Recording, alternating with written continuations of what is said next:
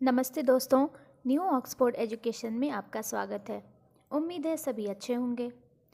चलिए क्लास की शुरुआत करते हैं और आज के क्लास में हम बीपीएससी में पूछे गए जो प्रीवियस ईयर क्वेश्चन हैं उसको देखेंगे और हम लोग आज बायोलॉजी से स्टार्ट करेंगे। चलिए क्लास की शुरुआत करते हैं और देखते हैं। तो हमारा पहला सवाल है कि जेनेटिक्स निम्न में से किसका अध्ययन है। ये आनुवांशिकता और विचरण का अध्ययन है। जेनेटिक्स में आनुवांशिकता और विचरण का अध्ययन किया जाता है। तो इसका एक्सप्लेनेशन देख लेते हैं कि जेनेटिक्स जीव विज्ञान की वह शाखा है जिसके अंतर्गत जीवधारियों में जीनों, आनुवांशिकता और विचरण का अध्ययन किया जाता है। तो इसमें जीवधारियों के जीन की, आनुवांशिकता की और उसके विचरण का अध्ययन किया जाता है, उसको जेनेटिक्स कहते हैं। चलिए नेक्स्ट क्वेश्चन देखते हैं। मनुष्यों में लक्षणों की वंशागति के अध्ययन को कहा जाता है। तो वंशागति के अध्ययन को वंशागति ही कहा जाता है। इसको इंग्लिश में जेनेटिक्स बोलते हैं और हिंदी में वंशागति कहते हैं। जो लक्षण होता है, जैसे कि जेनेटिक्स होता ना कि अगर आपके पिताजी के पास भी वही लक्षण है, जैसे कोई भी चीज़ हो सकता है, या बोलने की शैली होगी, या आवाज़ होगा, या किसी तरह का कोई बीमारी है, वो भी एक जेनेटिक्स ही होता है, वंशागति होता है। मनुष्य के लक्षण से ही, के अध्ययन से ही पता करते हैं कि ये जेनेटिक्स है या फिर ये नया नया आपको हुआ है। चलिए नेक्स्ट क्वेश्चन देखते हैं। ऑर्निथोलॉजी अध्ययन है। ऑर्निथोलॉजी पक्षियों का अध्ययन है। तो इसमें एक क्वेश्चन इस तरह से भी होता है कि पक्षियों के अध्ययन को क्या कहते हैं। तो पक्षियों के अध्ययन को ऑर्निथोलॉजी कहते हैं, यानी पक्षी विज्ञान, यानी कि ऑर्निथोलॉजी प्राणी शास्त्र की एक शाखा है। ये प्राणी शास्त्र की एक शाखा है जो पक्षियों के अध्ययन से संबंधित है। इसको ध्यान रखेंगे, काफ़ी इम्पोर्टेंट है, हाल ही में पूछा गया क्वेश्चन है। चलिए नेक्स्ट क्वेश्चन देखते हैं। पोमोलॉजी निम्नलिखित में से किसका अध्ययन है।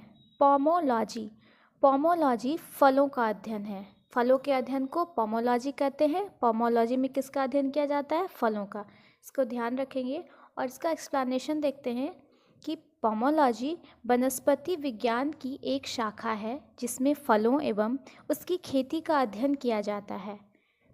पोमोलॉजी में फल और उसकी खेती का अध्ययन किया जाता है। पोमोलॉजी विज्ञान पर शोध एवं अभ्यास करने वाले व्यक्ति को पोमोलॉजिस्ट कहते हैं। जो उस पर शोध करते हैं, उसको क्या रिसर्च करते हैं, उसको पोमोलॉजिस्ट कहते हैं। और पोमोलॉजिस्ट क्या है, वनस्पति विज्ञान की एक शाखा है और उसमें फल और खेती का अध्ययन किया जाता है। चलिए नेक्स्ट क्वेश्चन देखते हैं।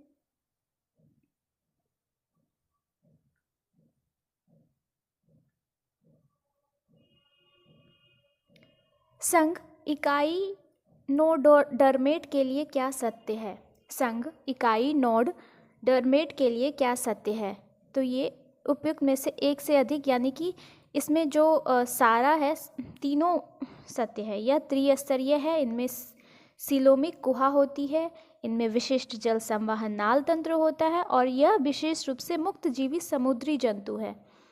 इसकी एक्सप्लेनेशन को देखेंगे कि संघ इकाई नोडर्मेट विशेष रूप से समुद्री जीव है। पहला ऑप्शन था वो। ये बहुकोशीय जीव है जिसमें अच्छी तरह से विकसित अंग प्रणालियां हैं। इनका आकार तारे जैसा होता है। ये ऐसे करके कुछ होता है ना, एक शायद ये स्टाफ ऐसे या फिर व्हाटएवर इस जैसा होता है, जिसमें अच्छी तरह से विकसित अंग प्रणालियां हैं। इनका अंग तारे जैसा होता है तथा ये बेलनाकार होते हैं। ये ट्रिप्लोप्लास्टिक होते हैं तथा इनमें सीलों में गुहा होती है। इनमें विशिष्ट जल संवहन नाल तंत्र भी होता है। ये गलफड़ों के माध्यम से श्वसन करते हैं। मछली भी गलफड़ों के माध्यम से ही श्वसन करती है और ये भी। तो जल में ये एक समुद्री जीव है। संघ इकाइनोडर्मेटा। नेक्स्ट क्वेश्चन, और अब जैविकास से सवाल है ये जो पूछा गया है बीपीएससी के एग्जाम में। जीवों में अत्यधिक विविधता का क्या कारण है। तो जीवों में अत्यधिक विविधता का उत्परिवर्तन। उत्परिवर्तन जीवों में अत्यधिक विविधता का कारण है। इसको एक्सप्लेनेशन से समझेंगे कि वैज्ञानिकों का वह समूह जिसने प्रकृतिवाद के सिद्धांत को आधुनिक रूप दिया उसे नवडार्विनवादी कहते हैं। आधुनिक नवडार्विनवादियों के अनुसार जीनों में साधारण परिवर्तनों के उपरांत नए जीव बनते हैं जिससे उनमें विभिन्नताएं बढ़ जाती है। इन परिवर्तनों को उत्परिवर्तन कहते हैं। ये परिवर्तन स्पष्टतः वंशागत होते हैं तथा पीढ़ियों में वरण द्वारा नई जातियों की उत्पत्ति होती है। यानी कि जो प्रकृतिवादी के सिद्धांत को आधुनिक रूप दिया उनको नव डार्विनवादी कहते हैं। और उनके अनुसार जो है जीन में जो भी साधारण परिवर्तन होते हैं या फिर जो नए जीव बनते हैं उनमें जो विभिन्नताएं हैं डिफरेंस बढ़ जाती है और उसको ही उसी परिवर्तन को उत्परिवर्तन कहते हैं। और ये जो परिवर्तन होता है ये वंशागत होता है और नई पीढ़ियों में वो जाता है और नई जातियों की उत्पत्ति होती है। चलिए नेक्स्ट क्वेश्चन देखेंगे कि वर्तमान प्रमाण के अनुसार पृथ्वी पर जीव का उद्गम 2 लाख वर्ष पूर्व हुआ। अभी जो प्रमाण है उसमें यही है। इस युग में प्रोटोजोआ, शैवाल एवं जीवाणु थे। तो इसमें जो चारों ऑप्शन है अकॉर्डिंग टू दिस ऑप्शन यहाँ पे कोई भी आंसर नहीं है। इसको एक्सप्लेनेशन से समझेंगे कि आधुनिक खोजों से स्पष्ट हो चुका है कि प्रोटोजोआ के उद्भव का प्रारंभ 3.5 अरब वर्ष पूर्व हो चुका था। साइनोबैक्टीरिया या नील हरित शैवाल का जो उद्भव है वो 2.3 अरब वर्ष पूर्व माना जाता है। तो इसमें इस ऑप्शन में तो ऐसा कुछ भी नहीं था, इसी वजह से तो ये जो प्रोटोजोआ का उद्भव था 3.5 अरब वर्ष पूर्व हो चुका था और साइनोबैक्टीरिया या नील हरित शैवाल का उद्भव 2.3 अरब वर्ष पूर्व माना जाता है। चलिए नेक्स्ट क्वेश्चन देखेंगे। आधुनिक मनुष्य का पूर्वज है। आधुनिक मनुष्य का पूर्वज है क्रो-मैग्नन मनुष्य। क्रो-मैग्नन मनुष्य हमारा पूर्वज है। इसका एक्सप्लेनेशन है कि क्रो-मैग्नन मानव आधुनिक मानव से मिलता जुलता है।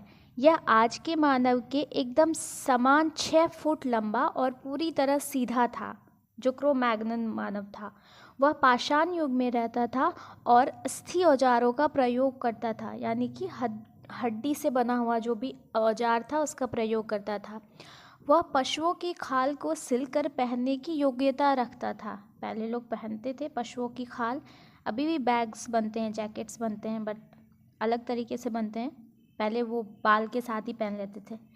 वह मानव गुफा में रहता था और गुफा की दीवार पर उसके द्वारा बनाए गए भित्ति चित्र प्राप्त होते हैं। तो भित्ति चित्र जो है ना वो गुफा के अंदर जो बना रहता है चित्र उसको भित्ति चित्र कहते हैं।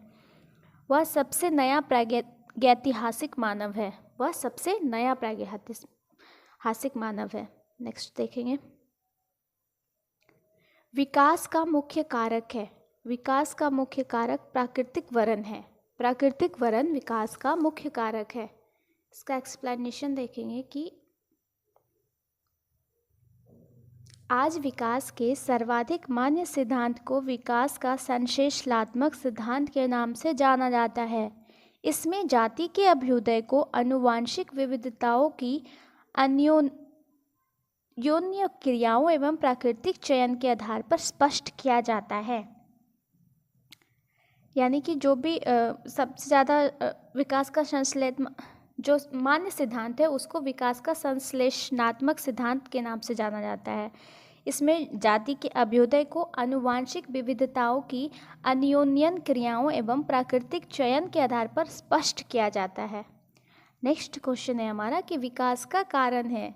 तो विकास का कारण हमारा पीढ़ी से पीढ़ी अनुकूलन है according to this option. Okay, यानी विकास के सर्वाधिक मान्य सिद्धांत को विकास का संश्लेषणात्मक सिद्धांत के नाम से जाना जाता है। इसमें जाति के अभ्युदय को आनुवंशिक विविधताओं की अन्योन्यन क्रियाओं और प्राकृतिक चयन के आधार पर समझा जा सकता है, अर्थात पीढ़ी से पीढ़ी अनुकूलन ही विकास का कारण है। हमारा नेक्स्ट क्वेश्चन है जहाँ जीव रहता है उस सटीक जगह को क्या कहते हैं? उसको आवास कहते हैं। जहाँ जीव रहता है उसके पर्टिकुलर सटीक जगह को आवास कहा जाता है। नेक्स्ट क्वेश्चन है ऑर्कियोप्टेरिक्स है। ऑर्कियोप्टेरिक्स जुरासिक युग का सर्वपुरातन पक्षी है। और ऑर्कियोप्टेरिक्स जुरासिक युग का सर्वपुरातन पक्षी है। हमारा नेक्स्ट क्वेश्चन है वह जानवर जो मुख्यतः मांस खाता है निम्न में क्या कहलाता है? कुछ जानवर ऐसे होते हैं जो सिर्फ मांस ही खाते हैं, उसको कॉर्निवोर कहते हैं, उसे कॉर्निवोर कहते हैं। कॉर्निवोर सिर्फ मांस खाता है, कॉर्निवोर सिर्फ मांस खाता है। और जो हर्बीवोर होता है वो शाकाहारी होता है। हर्बीवोर सिर्फ साग सब्जी वगैरह खाता है। और ओमनीवोर जो होता है वो दोनों चीज़ खाता है, मांस मछली भी खाता है और शाकाहारी भोजन भी खाता है।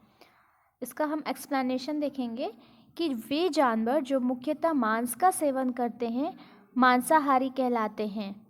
शेर, भेड़िया, तेंदुआ, चीता, ध्रुवीय भालू इस श्रेणी के अंतर्गत आते हैं। ये सब जो है सिर्फ मांस का सेवन करते हैं। हमारा नेक्स्ट क्वेश्चन है निम्नलिखित में से कौन सा गर्म खून का प्राणी है? गर्म खून का प्राणी निम्न, इस सारे ऑप्शन में जो कोई भी गर्म खून का प्राणी नहीं है। इसमें क्या होता है? गर्म खून का प्राणी टोंड उभयचर वर्ग से संबंधित है, जबकि मगरमच्छ और मछली सरीसृप वर्ग से संबंधित है। तो ये तीनों का खून जो है गर्म नहीं है, तो इसलिए ऑप्शन इसका ई होगा। हम नेक्स्ट देखेंगे वर्गीकी से कि लाइकेन में एक क्लोरोफिल युक्त पार्टनर एक साथ रहते हैं। ये शैवाल और कवक होते हैं। लाइकेन में जो भी क्लोरोफिल युक्त पार्टनर एक साथ रहते हैं उसको वो क्या होते हैं? शैवाल और कवक होते हैं। इसका एक्सप्लेनेशन है कि लाइकेन में एक क्लोरोफिल युक्त पार्टनर शैवाल और कवक एक साथ रहते हैं। इस प्रकार की संरचना में कवक अधिक प्रभावी साझेदार होता है। कवक शैवाल को आश्रय, जल एवं खनिज प्रदान करते हैं और बदले में शैवाल कवक को भोजन प्रदान करता है जिसे वह प्रकाश संश्लेषण द्वारा तैयार करता है। जीव विज्ञान में यदि कोई दो जीव एक दूसरे की मदद करते हैं तो इसे सहजीवी संबंध कहा जाता है। सहजीवी संबंध किसे कहा जाता है? कि जब जो दो जीव एक दूसरे की मदद करते हैं तो उसे सहजीवी संबंध कहा जाता है। हमारा नेक्स्ट क्वेश्चन है निम्न में से संवहनीय पौधे को चुनिए। इस ऑप्शन में जो भी संवहनीय पौधे, ये फर्न होगा। फर्न संवहनीय पौधे हैं। फर्न एक अपुष्पक संवहनीय पौधा है। उम्मीद है देख पा रहे होंगे अच्छे से। एक सेकेंड, हम इसको अच्छे से जूम करते हैं। फर्न एक अपुष्पक संवहनीय पौधा है। संवहनीय पौधा उन पौधों को कहा जाता है जिनमें जल और खनिजों को भूमि से पादप के विभिन्न अंगों तक ले जाने के लिए लिग्निन उत्तक पाए जाते हैं, लिग्निफाइड टिश्यू पाए जाते हैं। ये एक संवहनीय पौधा, अपुष्पक संवहनीय यानी फूल नहीं होता है उसमें। संवहनीय पौधा उन पौधों को कहा जाता है जिसमें जल और खनिजों को भूमि से पादप के विभिन्न अंगों तक ले जाने के लिए लिग्निन उत्तक पाए जाते हैं, लिग्निफाइड टिश्यूज पाए जाते हैं। वही सारा ले जाता है उसके पूरे पौधे में जल और खनिज को। नेक्स्ट क्वेश्चन है हमारा स्पाइरोगाइरा निम्नलिखित शैवाल में से किसका एक उदाहरण है? तो ये हरा शैवाल का उदाहरण है। स्पाइरोगाइरा ये हरा शैवाल का उदाहरण है। स्पाइरोगाइरा हरे शैवाल का एक उदाहरण है। इसमें क्लोरोफिल पाया जाता है, अतः यह प्रकाश संश्लेषण की क्रिया द्वारा स्वयं अपना भोजन बनाता है। दुनिया भर में इसकी 400 से अधिक प्रजातियां हैं। इस स्पाइरोगाइरा हरे शैवाल का 400 से अधिक प्रजाति पाई जाती है। हमारा नेक्स्ट क्वेश्चन है कि निम्नलिखित में से शैवाल का उदाहरण डैश है। इसमें डाइटम एक शैवाल का उदाहरण है। डाइटम एकल कोशिका वाले शैवाल है। यह कांच से बने घरों में पाए जाते हैं। ये पारदर्शी ओपलिन सिलिका से बने कोशिका भित्ति वाले एकमात्र जीव हैं जो पृथ्वी पर पाए जाते हैं। ये ओपलिन सिलिका से बने एक कोशिका भित्ति वाले एकमात्र जीव हैं जो कि पृथ्वी पर पाए जाते हैं, डाइटम शैवाल। हमारा नेक्स्ट है कि निम्नलिखित में से कौन सा प्राणी जगत का सबसे बड़ा संघ है? तो ऑर्थ्रोपोडा। ऑर्थ्रोपोडा जो है प्राणी जगत का सबसे बड़ा संघ है। इसका एक्सप्लेनेशन देखते हैं कि संघ ऑर्थ्रोपोडा प्राणी जगत का सबसे बड़ा संघ है। पृथ्वी पर पाई जाने वाली सभी प्रजातियों में लगभग 2/3 प्रजातियां ऑर्थ्रोपोडा संघ के अंतर्गत आती है। नेक्स्ट क्वेश्चन है हमारा, लाल रक्त कणिका विहीन जंतु है। ये केचुआ। केचुआ में कोई भी लाल रक्त नहीं होता है। जो केचुआ को किसानों का मित्र भी कहा जाता है। केचुआ मिट्टी में काफ़ी ज़्यादा खनिज लवण उर्वरता देता है मिट्टी में। अगर केचुआ वाला मिट्टी है तो आपकी उपज बहुत होगी, वो किसान का मित्र कहलाता है। तो केचुआ में लाल रक्त कणिका नहीं होता है। हमारा नेक्स्ट क्वेश्चन है, सबसे छोटा जीव जो स्वयं विकास एवं प्रजनन करने में समर्थ है वो माइक्रोप्लाज्मा। माइकोप्लाज्मा ये स्वयं विकास और प्रजनन करने में समर्थ है। माइकोप्लाज्मा सबसे छोटा जीव है जो स्वयं विकास एवं प्रजनन करने में समर्थ होता है। नेक्स्ट क्वेश्चन है हमारा, कवक पौधे में नहीं पाया जाता है। ये पर्णहरित पौधे में कवक पौधों में पर्णहरित नहीं पाया जाता है। इसका एक्सप्लेनेशन देखेंगे कि कवकों में पर्णहरित नहीं पाया जाता है, इसी कारण अब इन्हें पादप वर्ग में नहीं रखा जाता है। हालांकि पहले इन्हें पादप वर्ग में रखा जाता था। पहले कवक जो है पादप वर्ग में था, अब नहीं रखा जाता है, अब उसे चेंज कर दिया गया है। हमारा नेक्स्ट क्वेश्चन है, शैवाल और कवक के मिलने से लाइकेन बनता है, जिसे कहते हैं, इसको म्यूचुअलिज्म कहते हैं क्योंकि शैवाल और कवक के मिलने से ही लाइकेन बनता है। तो इसका एक्सप्लेनेशन देखेंगे कि शैवाल और कवक के मिलने से लाइकेन बनता है, जिसे म्यूचुअलिज्म कहते हैं। इसमें शैवाल एवं कवक दोनों ही समान रूप से लाभान्वित होते हैं। शैवाल कार्बनिक पदार्थों का संश्लेषण करते हैं जो स्वयं एक कवकीय घटक के लिए पर्याप्त होता है। कार्बनिक भोजन के बदले में कवकीय घटक शैवाल को जल व खनिज उपलब्ध कराते हैं। यानी कि ये दोनों एक साथ लाभान्वित होते हैं। और शैवाल कार्बनिक पदार्थों का संश्लेषण करता है जो स्वयं कवकीय घटक के लिए पर्याप्त होता है, और कार्बनिक भोजन के बदले में जो कवकीय घटक है शैवाल को जल और खनिज उपलब्ध कराते हैं। हमारा नेक्स्ट क्वेश्चन है, जल से बाहर निकाले जाने पर मछलियां मर जाती हैं क्योंकि वो श्वास नहीं ले पाती हैं। मछलियां जल में श्वास ले पाने में सक्षम है, जल से बाहर श्वास ले पाने में सक्षम नहीं है।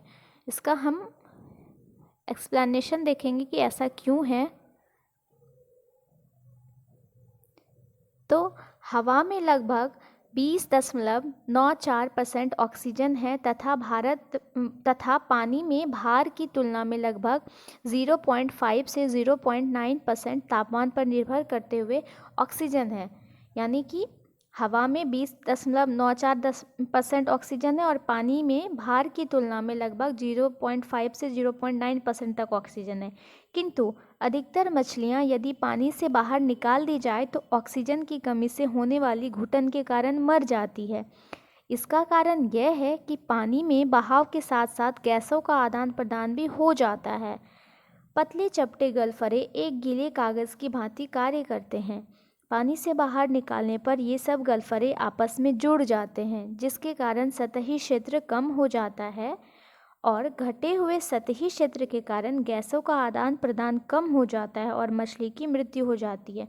सब गलफरे की वजह से। गलफरा काफ़ी पतला होता है वो, तो जब वो जल में होता है तो फैला फैला रहता है, एक पतली झिल्ली जैसा, और जैसे जल के बाहर निकालता है वो आपस में चिपक जाते हैं तो सतही क्षेत्र उसका कम हो जाता है, जिस वजह से गैस का आदान प्रदान नहीं हो पाता है और मछली की मृत्यु हो जाती है।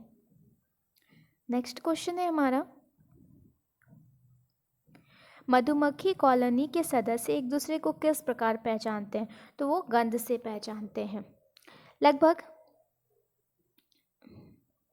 लगभग सभी पक्षियों में सूचनाओं के आदान प्रदान करने की विधियां होती है।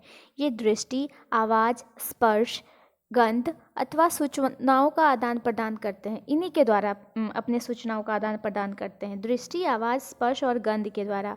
मधुमक्खियाँ भोजन की दिशा तथा उनके स्रोतों को बताने के लिए विभिन्न नृत्य मुद्राएं भी करती हैं, जबकि एक दूसरे को गंध से पहचानती हैं। ओके, सो नेक्स्ट क्वेश्चन है हमारा, डॉल्फिन वर्गीकृत किए जाते हैं। ये स्तनी में वर्गीकृत किए जाते हैं। डॉल्फिन स्तनपायी जलीय जंतु है। डॉल्फिन की अनेक उपजातियां पाई जाती हैं। इनमें से गंगा डॉल्फिन भारत की राष्ट्रीय जलीय जीव है। तो ये सवाल यहाँ पे एक नया बन गया कि भारत की राष्ट्रीय जलीय जीव क्या है, तो वो है हमारी गंगा डॉल्फिन। और डॉल्फिन को किस में वर्गीकृत किए जाते हैं, वो स्तनपायी जलीय जंतु है, यानी स्तनी में। हमारा नेक्स्ट क्वेश्चन है, मेढक और टोंड निम्नलिखित में से किस उभयचर के उदाहरण हैं। तो यहाँ एक है option A, option B, Apoda, Urodela, और देख लेते हैं, और अनूरा। उपयुक्त में से कोई नहीं, तो हमारा ऑप्शन होगा अनूरा, ऑप्शन नंबर सी।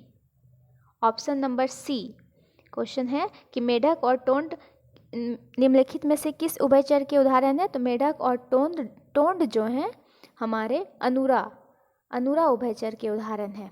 मेढक और टोंड अनूरा वर्ग के उभयचर के उदाहरण हैं। अनूरा वर्ग की प्रमुख विशेषताएं हैं, इनमें 4 पाद पाए जाते हैं या 4 पैर होते हैं। इनके अगले पाद पिछले पाद की तुलना में लंबे होते हैं। जो आगे का 2 पैर है वो लंबा होता है पीछे के पैर की तुलना में, जिससे उन्हें छलांग लगाने में सहायता मिलती है। छलांग लगाने में उनको उससे बैलेंस मिलता है। चलिए नेक्स्ट क्वेश्चन देखते हैं। ब्रायोफाइट में बीजाणु मृत कोशिका होती है, ये द्विगुणित होती है। ब्रायोफाइट में बीजाणु मृत कोशिका द्विगुणित होती है। ब्रायोफाइट में मांस तथा लीवरवर्ट आते हैं, जो प्रायः पहाड़ियों में नम तथा छायादार क्षेत्रों में पाए जाते हैं। ये जो है मांस तथा लीवरवर्ट आते हैं ब्रायोफाइट में, जो मृत कोशिका होती है, और ये पहाड़ियों में नम तथा छायादार क्षेत्रों में पाए जाते हैं। जैसे जहाँ भी पहाड़ है वहाँ पे जो नमी वाला क्षेत्र है वहाँ पाया जाता है, या फिर वहाँ जहाँ पे ज़्यादा शेड है, ज़्यादा छाँव है, उस जगह पे ये पाए जाते हैं कोशिका। अब कोशिका से सवाल है, इसको देखते हैं। कोशिका का शक्ति स्रोत होता है, तो इसका माइटोकॉन्ड्रिया होता है। कोशिका का शक्ति स्रोत माइटोकॉन्ड्रिया होता है। माइटोकॉन्ड्रिया जीवाणु एवं नीलहरित शैवाल के अलावा सभी सजीव पादप एवं जंतु कोशिकाओं के कोशिका द्रव्य में बिखरे हुए कलायुक्त कोशिकांग हैं। इसे कोशिका का पावर हाउस भी कहते हैं। माइटोकॉन्ड्रिया कोशिका का शक्ति स्रोत है। माइटोकॉन्ड्रिया जो है कोशिका का शक्ति स्रोत है, इसको कोशिका का क्या कहते हैं, पावर हाउस भी कहते हैं। हमारा नेक्स्ट क्वेश्चन है, जीवन की संरचनात्मक एवं कार्यात्मक इकाई क्या है। ये कोशिका है, सेल। जीवन की संरचनात्मक एवं कार्यात्मक इकाई कोशिका है। इसको समझेंगे कि सभी जीव कोशिकाओं से बने होते हैं। जितने भी जीव हैं इनमें से कुछ एकल कोशिकाओं से बने होते हैं, उन्हें एक कोशिकीय जीव कहते हैं। और जैसे प्रोटोजोआ और यूग्लिना, ये सब एक कोशिकीय जीव है, सिर्फ एक कोशिका से बना होता है, यूनिसेल्युलर ऑर्गेनिज्म। और जबकि हमारे जैसे अन्य जीव जो मनुष्य हैं वगैरह, ये हम लोग सब जो हैं मल्टी सेल्युलर ऑर्गेनिज्म हैं। जैसे अन्य जीव जो कई कोशिकाओं से बने होते हैं बहुकोशिकीय जीव कहलाते हैं। हम लोग जैसे जितने भी जीव होते हैं जो बहुत सारे कोशिका से बने होते हैं वो बहुकोशिकीय जीव कहलाते हैं। हमारा नेक्स्ट क्वेश्चन है, निम्नलिखित में से किसकी कोशिका में कोई एंजाइम नहीं होता है। तो विषाणु वायरस में कोई भी एंजाइम नहीं होता है। इसका हम एक्सप्लेनेशन देखेंगे कि विषाणु शब्द की उत्पत्ति जो है लैटिन शब्द वायरस से हुई है। इसका जो शाब्दिक अर्थ है विष अणु, यानी विष का अणु। ये अकोशिकीय अति सूक्ष्म जीव है जो केवल जीवित कोशिका में ही वंश वृद्धि कर सकते हैं। रासायनिक दृष्टि से ये प्रोटीन आवरण से घिरे न्यूक्लिक अम्ल के खंड हैं। रसायन की दृष्टि से अगर देखेंगे तो ये प्रोटीन आवरण से घिरे हुए एक न्यूक्लिक अम्ल के खंड हैं।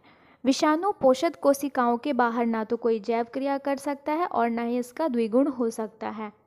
ये कोई भी जैव क्रिया नहीं कर सकता है विषाणु कोशिका मतलब विषाणु पोषक कोशिकाओं के बाहर वो कोई भी जैव क्रिया नहीं कर सकता और ना ही इसका कोई गुणन हो सकता है।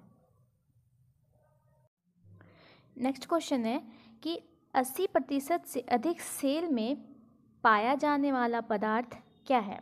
तो वो जल है। सेल यानी ये कोशिका में 80% से जो अधिक पाया जाने वाला पदार्थ है वो जल है, पानी। जल की मात्रा कोशिका में सर्वाधिक होती है, इसकी मात्रा लगभग 80% तक होती है। नेक्स्ट क्वेश्चन है कि निम्नलिखित में से डैश आम के पौधे और बंदर दोनों की कोशिकाओं में पाया जाता है। ऐसा कौन सा तत्व है? तो ये है कोशिका झिल्ली। कोशिका झिल्ली जो है आम के पौधों में भी पाया जाता है और बंदरों में भी पाया जाता है। उपयुक्त प्रश्न में आम के पौधे बंदर दोनों की कोशिकाओं में पाए जाने वाला तत्व कोशिका झिल्ली में कोशिका के सभी अवयव एक पतली झिल्ली के द्वारा घिरे रहते हैं।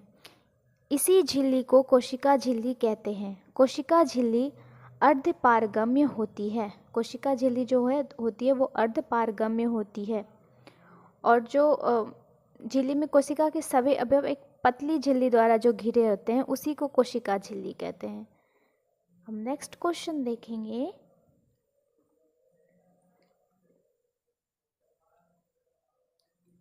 अस्थायी ऊतकों के बारे में निम्नलिखित में से कौन सा कथन सही है? तो ये विभाजित करने की क्षमता खो देते हैं। ये जो है अस्थायी ऊतक जो है विभाजित करने की क्षमता को खो देते हैं। इसका एक्सप्लेनेशन है कि वे ऊतक जो पूरी तरह से विकसित हो चुके हैं और विभाजन की क्षमता खो चुके हैं उन्हें अस्थायी ऊतक कहा जाता है। अतः विकल्प सी सत्य है। हमारा नेक्स्ट क्वेश्चन है कि पौधे एवं पशु कोशिकाओं में अंतर निम्न में से किस संरचना से स्पष्ट होता है? तो ये कोशिका भित्ति से।